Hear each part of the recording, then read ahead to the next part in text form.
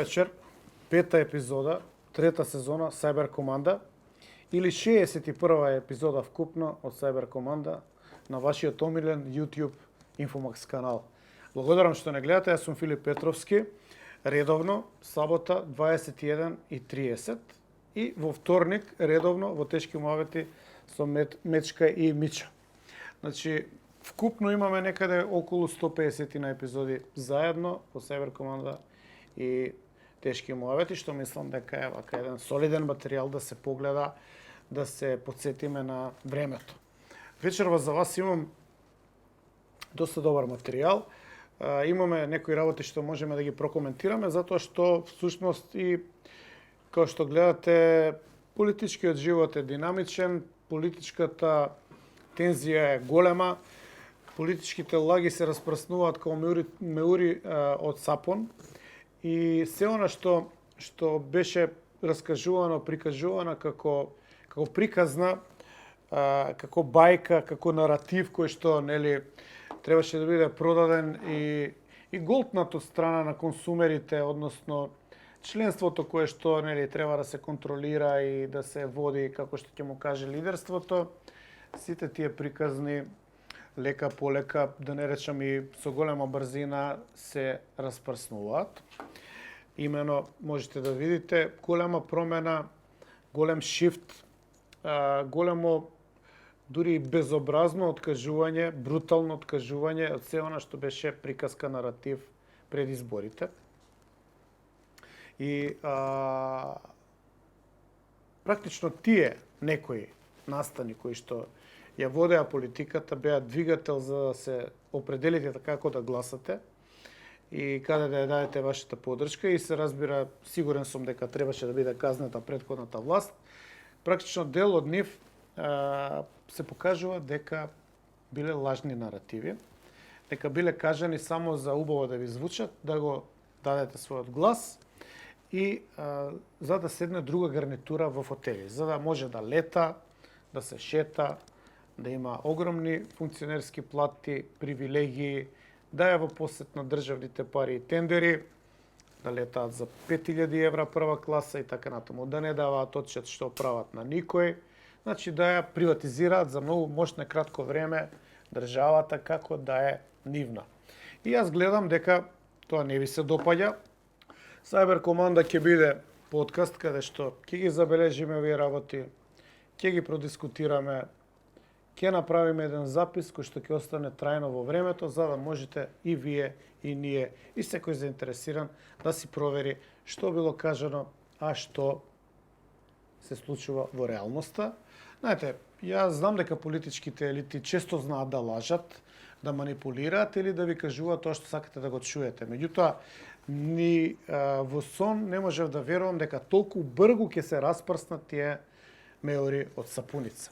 За вас вечерва ќе отвориме емисијата со материјали кои што се баш поврзани на оваа тема и мислам дека ова видео и ќе го погледаме, бидејќи е многу кратко 30 секунди, ќе го погледаме 2-3 пати во оваа епизода, но сега да го отвориме на тема како политичките елити кои што вие ги наградивте со позиции и лагоден живот функционираат.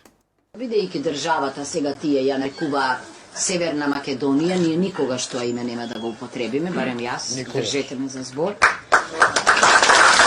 A few moments later. Република Северна Македонија. И мојата држава, Република Северна Македонија, Република Северна Македонија. Ние никогаш тоа име нема да го употребиме, барем јас, држете ме за збор. Република Северна Македонија. Значи, кој што можете да видите, овде е точно демаскирано лажењето на принципи кои што не би требале да бидат нормални во функционирањето на политичарите. Да, они лажат, меѓутоа не смее да се лаже за вака сериозни прашања, тоа е името на државата. Госпожа Силјановска-Давковска на партиски собир, каде што треба да се манипулира членството, вели, држете ме за збор, никогаш нема да го кажам тоа што тие, пајда СДСМ предавниците што го промениле името, го направиле, ама она никош нема да каже. И тука имате аплауз. Да не го пуштам пак, имате аплауз. Би сакал во ова пригода да ги прашам тие што аплаудираат, ако гледаат, се разбира. Како се чувствувате сега, господа? Свативте ли дека ве манипулира? За Силјановска Давковска, изборот, конвенцијата која што се одржа во Македонска опера и балет, насловот на конвенцијата беше од страна на ВСМР, беше кандидат за избор за председател на Република Македонија. Постојат записи за тоа, видеозаписи. Значи, избор за председател на Република Македонија. Па таму, нели, аплаудиравте сите. Тоа беше една пригодна атмосфера. Но тоа беше оваа година, не беше пред 10 години. Значи, манипулацијата беше таа. Дека имате членство кое што не го признава, и природно е, и нормално е, што не го признава насила променетото име, и вие знаете дека членството не го признава, и затоа му давате храна, душевна храна, му давате наратив кој што сака да го чуе. Односно го манипулирате, или да бидам по-директен, го лажете членството. Ама сега таму на бината, во Обединети нации, нешто друго кажувате. Инаку во септември, крајот на септември и заседанието на Генералното собрание на Обединети нации се познати термини за прошетка на политичките елити до Њу Йорк. Големи антуражи се водат од сите држави. Македонија никако не пропушта да има огромна делегација, скапа делегација, за ништо. Бидејќи политичарите кои што таму не представуваат редовно, не кажуваат ништо значајно, и бидејќи политичарите кои што редовно таму не представуваат, немаат ништо блиско со македонските национални интереси, со потребите на овој народ за подобар живот, за своја држава и така натаму. Па затоа велам, гледајте го видео внимателно, уште еднаш, да видите како ве третираат вас. Мене ово ми беше јасно и пред изборите. Океј, некој сакал да види, некој не кел да види. Уште еднаш намерно ќе го пуштам, само за да ги прашам тие кои што можеби гледаат, аплаудираат овдека, како се чувствувате денеска. Бидејќи државата сега тие ја нарекуваат Северна Македонија, ние никогаш тоа име нема да го употребиме, барем јас. Држете ми за збор. A few moments later. Република Северна Македонија. Што бидно? И мојата држава, Република Северна Што бидно Македонија, меѓувреме? Република Северна Македонија. Ние никогаш тоа име нема да го употребиме, барем јас. Држете ми Сега за јасно збор. ли е? Еве, кристално, пластично. Инаку имавме технички проблеми, јас сум се зборела, ми бил паднат микрофонот, се надам дека ќе биде добар звукот. Како и да е, имаме уште многу работи да кажеме напред во емисијата, само што ја отворивме и ќе ги скоментираме сите работи, натака имам уште многу материјали за вас. Во врска со Силјановска имам уште нешто сакам да го видите, тоа е поврзано со прошетката која што ја имаат нашите политички елити конкретно септември секојаш во Њујорк. Еве да видите нивото на кое што се сретнала Силјановска Давковска во Њујорк. И тоа е вест. Оствари средба со високиот представник на State Department за Западен Балкан. Па ја мислам дека пониско ниво е само чистачот од State Department да се сретне со Силјановска Давковска. Али окей, тоа е за овде вест. Исто кој што беше вест пред некој ден дека министерот се сретнал со заменикот министер да дискутираат за прашања во министерството, кој донесе на работа канцеларија до канцеларија, или кој што беше вест дека Мицковски ќе оди во официјална посета на Фонд за здравство. Фонд за здравство, чишто директор на седница на влада го назначува Мицковски, кој што е од извршниот комитет на Мицковски, со кој што се гледаат секој ден, ама он ќе одел у посета на овој и од таму ќе дадел изјава за медиуми. Седнite нешто работете, седнете нешто сработете, не се шетајте таму ваму, затоа што очигледно е дека не можете се свртите да фатите работа. 100 дена помина, гледате дека никој ништо не покажува како активност, нема ни еден проект солиден, нема ни една измена или реформа на закон која што е солидна. Океј, ако се смета поевтинувањето на бурекот за 5 денари, тогаш сме врв. Ама некои викаат дека како поевтинил бурекот за 5 денари, така му се намалила и грамажата, па ако се у апсолутни вредности пресмета дури и поскапел бурекот, ама сега зли јазици, еве да не идеме во таа историска одлука на владата и неа да ја рушиме. Умеѓу време, ова сакам да го потенцирам, законот за бранители, и сакам да го видите овој резолутен. Оно беше пред неколку дена, обично политичките елити сметаат дека тоа за неколку дена и треба да се заборави, но ја би сакал тука да остане во мојата епизода, во мојот подкаст, како еден сведок на тоа како газдата во владата, Влен, или газдата Меджити, го третира или изјавува за законот за бранители. Он не би требало да е газда, бројките покажуваат дека може и да биде опозиција, да не биде ни дел од владата, меѓутоа е газда. И пошто е газда, се однесува како газда. И другите ги третира како да им е газда. А тоа се помалиот коалиционен партнер ВМРО или ВСМР. Законот за бранителите ќе остане заглавен.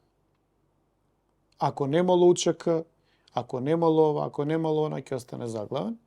Тоа е всушност третманот кој што го имаат албанците кон луѓето кои што ја бранеа во 2001 Македонија. И јас сакам специфично да се поврзам само на 2001 година. Бидејќи нели закон за бранители може да биде и други настани, и други ситуации, погинати полицајци, воени лица, паднати хеликоптери, други војни, други кризи, ваму таму. Не. 2001 останува неразјаснета, останува нераскажана, останува надвор од историските читанки, никој не смее да писне за 2001. И на крај, како што гледате, никој не смее да ги обештети бранителите или барем, ако они загинале, нивните семејства. Тоа го прави и така се понаша газда Меджити, а помалиот коалиционен партнер Мицковски и неговото ВСМР не смеат да писнат.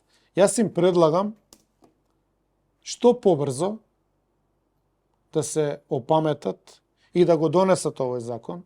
Не затоа што Славјанка го дала, овој го дала, не го дала. Добро, незиниот закон одбите го. Одбите го тој закон, истиот со мали измени поднесете го вие и усвоите го. Не ради Славјанка, не ради вас. Нити бранителите не се тука ради вас. Нити вие сте тука ради нив. Бранителите се одазваа на повикот на државата да ја бранат. Ако не сте знаеле, УЧК ја нападна Македонија во 2001 година и тргна под закрилата на човекови права, борба за човекови права и слободи, да освојува територија и етнички да ги чисти македонците. И овие храбри луѓе, од кои што 100 погинаа, а 500 се инвалиди, се одазваа да ја бранат Македонија, да не ја кине некој и цепа територијата. И за тоа ја заслужија нашата почит и заслужија да бидат обештетени и да бидат третирани на посебен начин. Па побогу Хрватска, бранителите имаат министер, имаат партија на власт се, како не ги споредувам со Стојанче, да не се разбереме погрешно. Стојанче е приврзок и само го злоупотребува името. Че имаат партија, политички фактор, се. Океј, не мора да биде тоа исто како во Хрватска. Меѓутоа мора да се третираат со дигнитет. Има деца кои што станаа сираци, кои што не си ги видоа и не пораснаа со родителите, кои што ја бранеа државата. И не може представник на државата да се однесува вака. Греота е. Затоа мислам дека е крајно време власта после овие 100 дена опиеност, задоволство и самозалюбеност да се освести и Мицковски нели да стане главен партнер во владата, а не помалиот партнер, и да почне да носи закони како што треба, кои што не се во корист на владата, туку се во корист на граѓаните, жителите или оваа специфична и посебна група на бранители, нивните семејства. Кога сме веќе кај владата, мислам дека треба да ја погледнат оваа слика. Оваа слика, сега што ја гледате, е недовршената зграда кај Универзитетскиот кампус Кирил и Методиј. Значи, Карши Мавровка, во центарот, така да речеме, во центарот на Скопје, Карши судовите. Стои недовршена и намерно беше недовршена во времето на СДСМ, но СДСМ падна. Инаку Карши оваа зграда го срушија ќосето СДСМ и тоа беше големо нивно достигнување што го срушија ќосето. Но еве сега пак ќе биде поставено ќосето и ќе биде исправена таа историска неправда. Меѓутоа, господине професор, доктор, пријател, другар, прв браточет, втор браточет, другар, кум, старосват и све друго, Христијан Мицковски, оваа зграда што ја гледаш до мене, треба да биде завршена и поради некои други причини. Прво, например, 35 милиона евра даваш за ексклузивно етнички универзитет и за тоа имаш пари, а за ова немаш. А нели е срамота? Ја би ти предложил тие 35 милиона евра да ги употребиш овдека, да го впотполниш, да го заокружиш овој проект, да УКИМ ги добие зградите, просториите кои што му се потребни да се зголеми квалитетот на образование во оваа држава. Сите вие имате уста полни со пароли дека ќе го средувате образованието, никој не погледнувате некај УКИМ.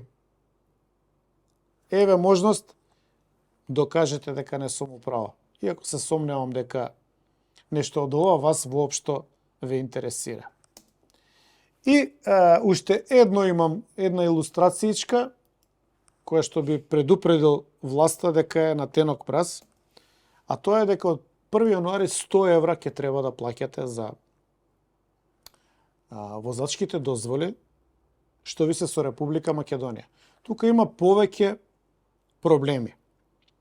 Првиот проблем е што брзате да ја укинете Република Македонија, а никој тоа од вас не го бара. Луѓе имаат возачки дозволи кои што важат 3, 4, 5 па и повеќе години во иднина. Луѓето не се криви што вие или некој друг и вие сте го смениле името на државата, баш кај што вие сте ветувале дека ќе го вратите името, дека не го признавате преспанскиот и така натаму, но тоа нели во текот на изборите и пред тоа. Сега малку и не. Значи, луѓето не се виновни и ако толку на вас ви смета, они не се должни да плаќаат за ова. Ќе ги дадете бесплатно. Ќе им ги доставите по брза пошта, дома, новите возачки, пошто толку многу се брзате, како на овој случај со возачките, така и на оној познат случај од неделава, кога видовме дека во сите закони на секоја парламентарна сесија, кај што не успел СДСМ да го избрише името Република Македонија, вие брзате да го избришите, односно да го додадете Северна, или да речеме примерот на националните шуми, каде што со амандман го менувате името од македонски шуми во национални шуми. Значи, ако толку ви се брза со промена на документите, издадете ги бесплатно или пролонгирајте го рокот. Никој нема, нели, да ве силува. Или може да ќе ве силуваат, пошто ве гледаат дека сте меки како тесто, дека реагирате точно како што сакаат некои од надвор од државата и според нивните национални интереси. И сега, откако ги пројдовме овие извадоци од медиуми, фотографијата на УКИМ беше моја, при моја поминување јас ја сликав, да видиме од прилика што ни се случува во Македонија во повеќе области и во Македонија и надвор од Македонија. Имам неколку делови кои што кореспондираат со епизодите на Тешки муабети и неколку пропагандни пораки кои што сакам да ги истакнеме тука за да малку ги искоментираме. Еве го идењето на Мицко во Брисел од почетокот на неделата, кога овде беше представено на јавноста дека он оди во Брисел, проблемите ќе се затворат, Македонија смело, брзо и светлониот патот кон Европската Унија нема гајле, имаме топ премиер, да нема зашто да се грижиме, и во тој тон, со такво музиче, со такви монтажи, бидејќи он има цел тим кој што го работи ова, кој што го плаќате вие, еве како беше сервирана пораката. Европски знамења. Расположение, еве дојде премиерот. Тука разговара нешто сериозно. Да, здраво, како сте, еве. Еве јас од Северна Македонија. Расположение, насмејани сите.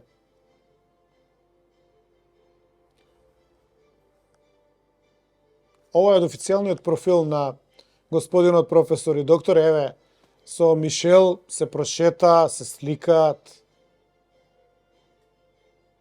Абе, рамноправни партнери.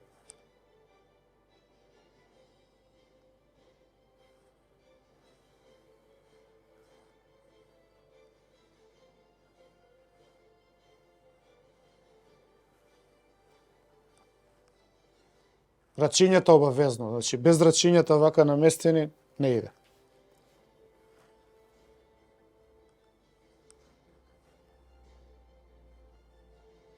Еве го овој што вика за химната шанса нема. Ричард Гир. И знакот на владата, па гледате како е тоа професионално направено.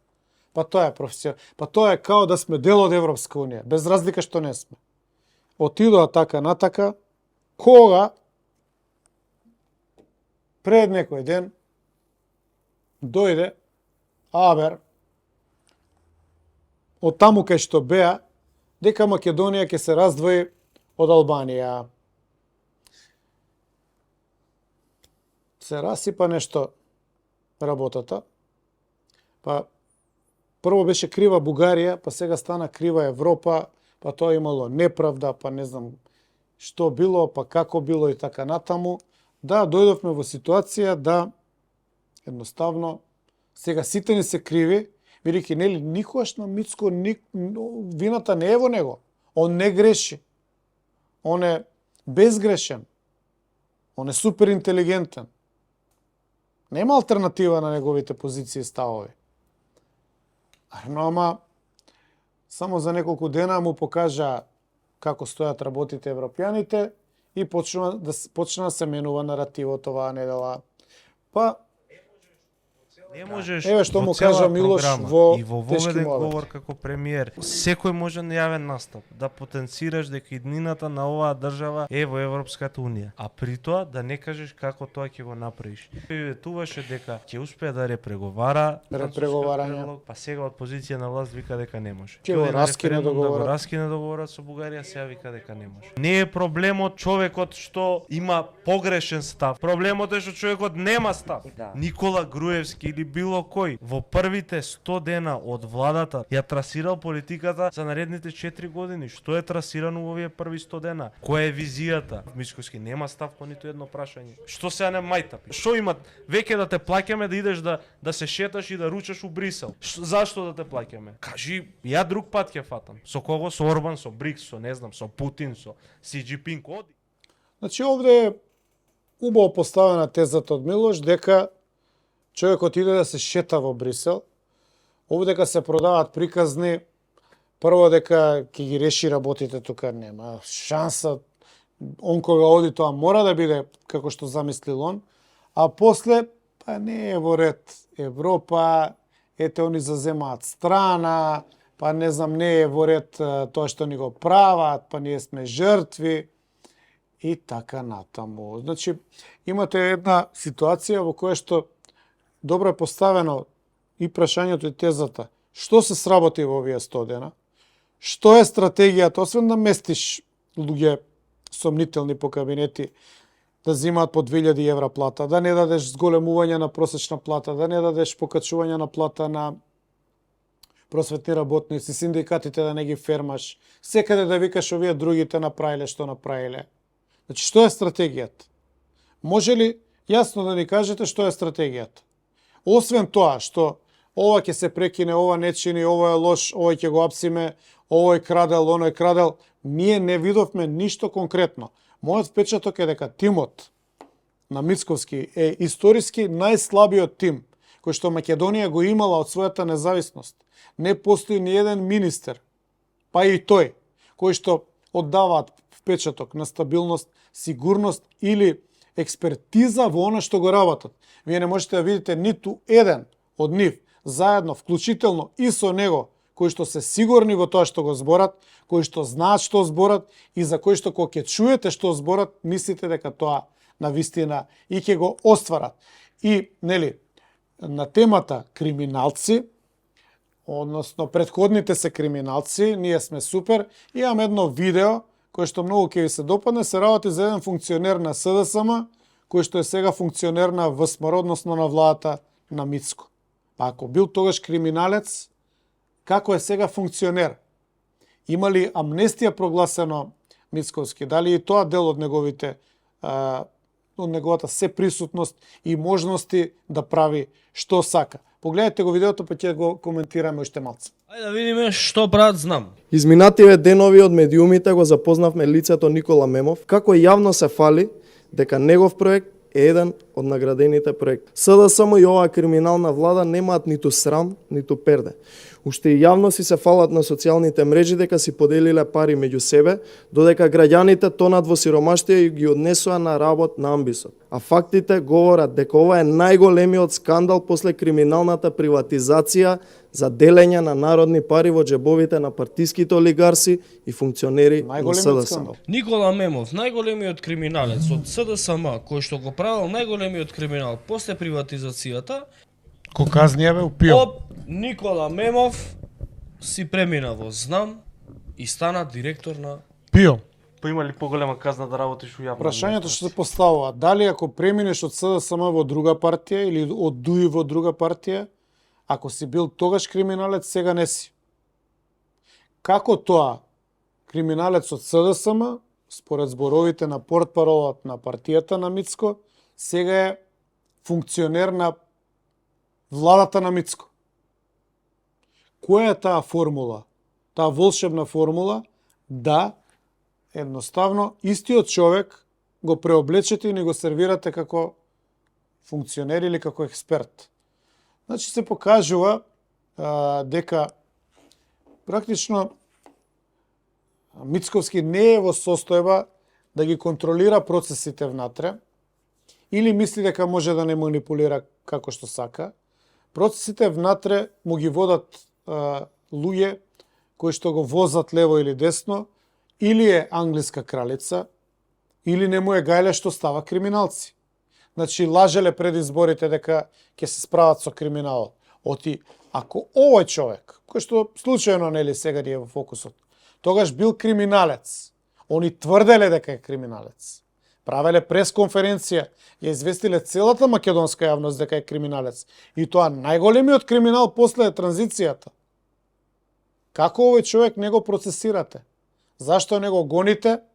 Зошто не ги барате парите назад од фондот за, мислам, за иновации, а ми го ставате на уште поголем фонд, ПИОМ, да биде директор?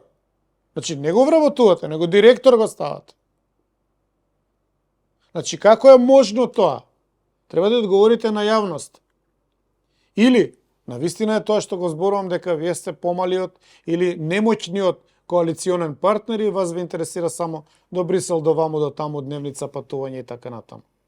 И тоа не е се. Имаме уште еден циркус кој што се случи оваа недела, кој што е на линија на се она што се случуваше со Гаши, со интерпелацијата, со дивење како функционер, како висок државен функционер, праќање на револверачи на аеродром, поминување на државна граница без легитимирање, укинување на државна граница и така натаму. И сега само овој случај кој што ќе го видите сега се надоврзува на тоа. Покажува дека и другиот коалиционен партнер, значи видовме сега, знам понтонски мост за истоварање на криминалците според нивни зборови од СДСМ во знам, а од знам враќање, рециклирање у владата, а овие па од влем истоварање од ДУИ па враќање назад, пошто голем дел од функционерите што се појавија како функционери на влем имале раководни или високи државни позиции во времето на ДУИ или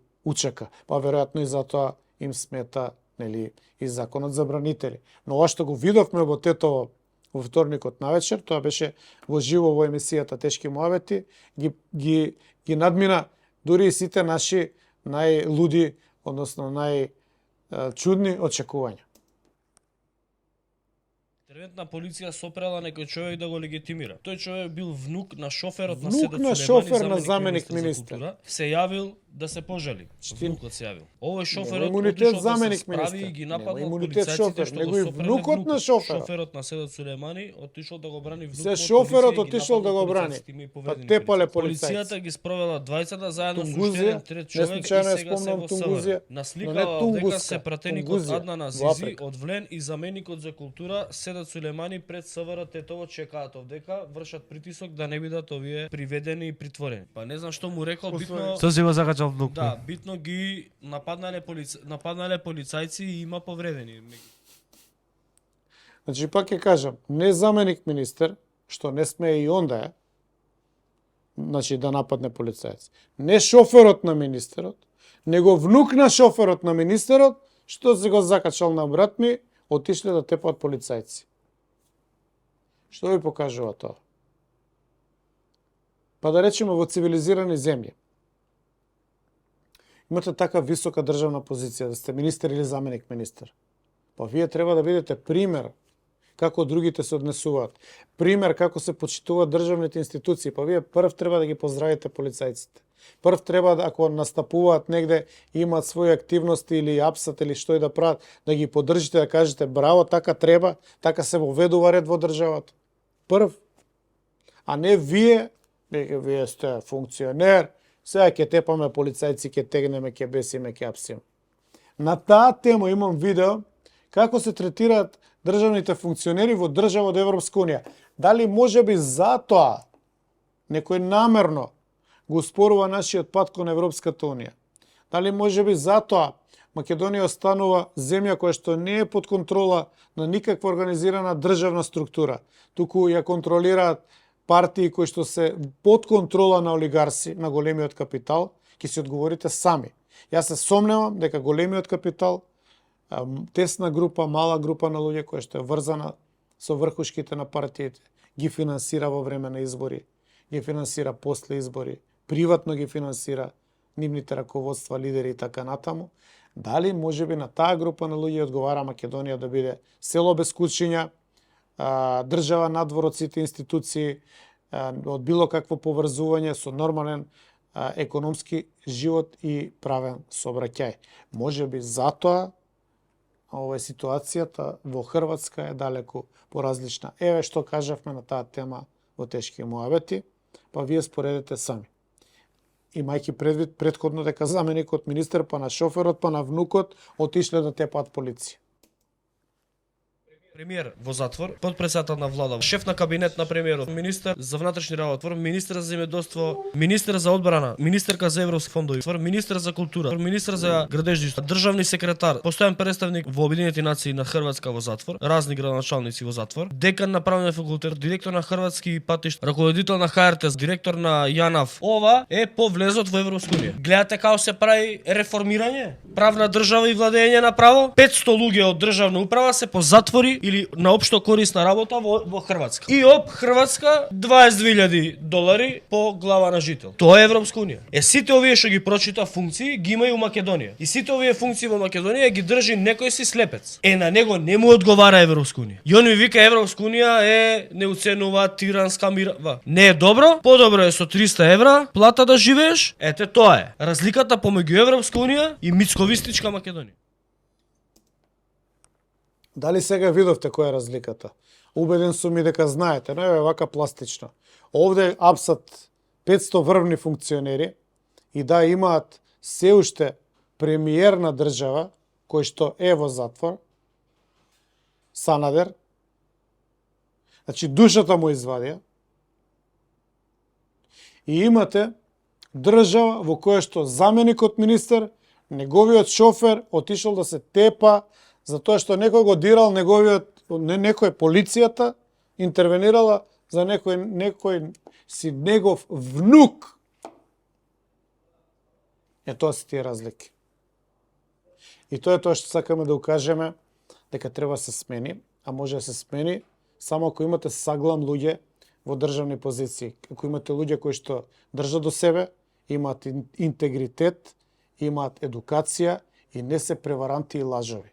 Не се дојдени за да патуваат, за тендери, за лични привилегии.